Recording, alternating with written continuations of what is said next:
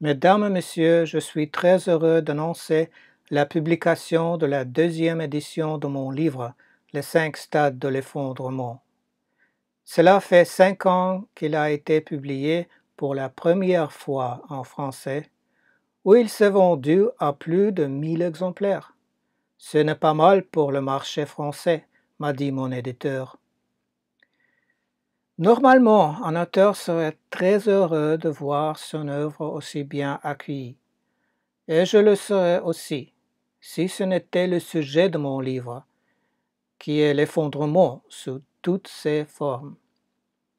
Une partie de son succès s'explique peut-être par l'intellectualisme des lecteurs français, désireux de comprendre l'importance de cette nouvelle discipline, qu'est la collapsologie.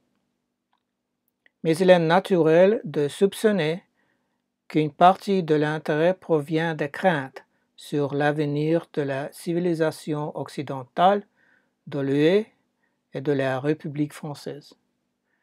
Je suis russe et les Russes aiment beaucoup l'art et la culture française et serait très triste de voir la France s'effondrer et se transformer en quelque chose de méconnaissable, et cela rend cette occasion moins heureuse.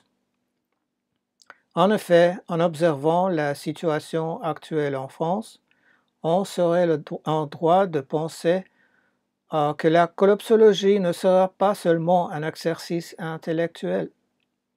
Le monde entier traverse une période de changement très rapide. Seules des stratégies d'adaptation bien organisées et rapidement exécutées peuvent sauver un pays de l'effondrement.